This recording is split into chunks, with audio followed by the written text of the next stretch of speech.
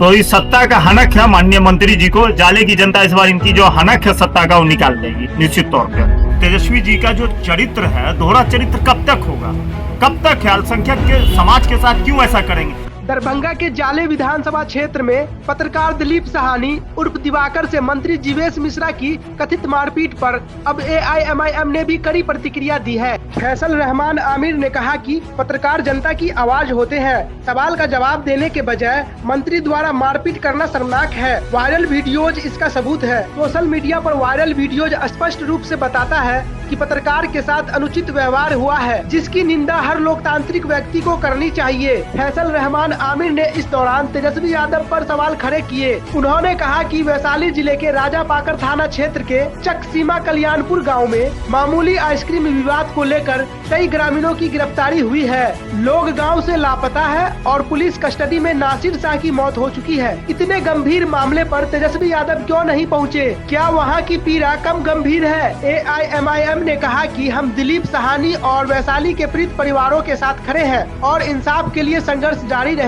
देखिए, सबसे पहले तो हम आपको बता देते हैं कि एक वीडियो रात में एक वायरल हो रहा था, जो माननीय मंत्री जी बिहार सरकार के जो है और जाले के विधायक जो है जीवेश कुमार जी, उनका वीडियो वायरल था। उस पर एक पत्रकार ने उनसे सवाल किया, तो उस पे सवालों का जवाब नहीं दिया और उसको जो है वीडियो में दिख रहा है साफ कि उसको बोल रहे हैं कि मारो और अशब्द भाषा का प्रयोग कर रहे हैं।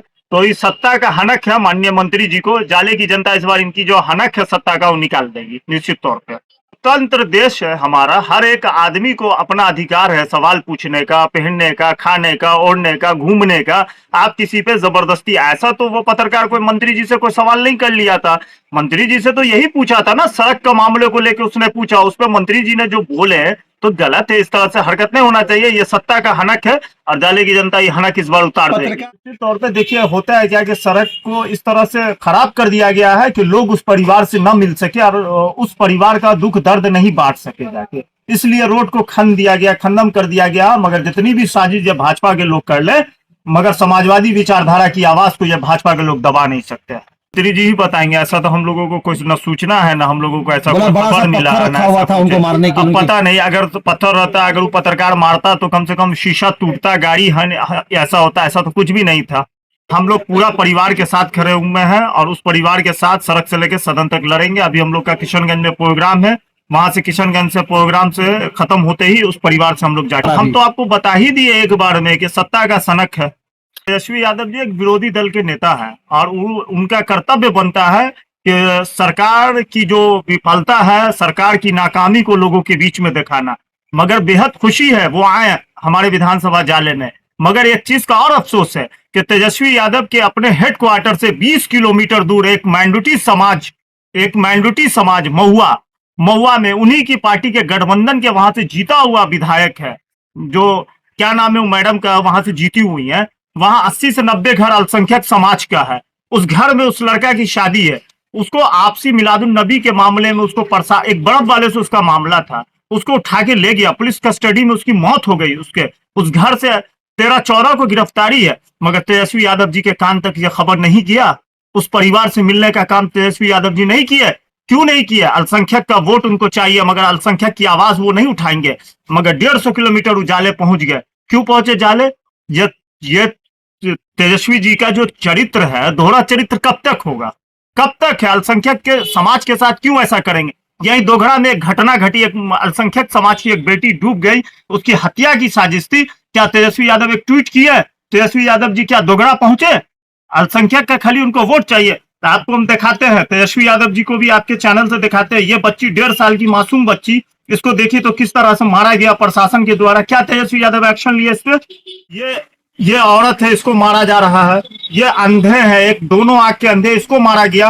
क्या तेजस्वी यादव जी इसकी आवाज नहीं है? अल्पसंख्यक की आवाज नहीं है? बिल्कुल इग्नोर कर रहे हैं। और आज आपके फोटो देखे हैं और संजय यादव को कुर्सी दिए हुए हैं तेजस्वी यादव, वहीं पे भोला यादव खड़े हुए हैं, उनको कुर्सी नहीं है। ये तो पार्टी का मामला है, इसमें आप क्यों कूद रहे हैं? नहीं, आप वोट लीजिएगा बिहार के यादव का और कुर्सी दीजिएगा हरियाणा के यादव को। तोड़ने की बात नहीं, हम हक और हुकूक की बात करते हैं। भोला यादव सीनियर नेता है कि नहीं है? जिला अध्यक्ष आपका प्रोटोकॉल है कि नहीं है? आपके जिला अध्यक्ष खड़े हुए हैं, आपके कई पार्टी के वरिष्ठ नेता खड़े हुए हैं, कई थाना में विधायक खड़े जगह हुए कितना हैं। रहेगा? थाना तो वो छोटा है आपका। संजय यादव बैठने का। संजय यादव को आप खड़ा नहीं कर सकते थे क्या?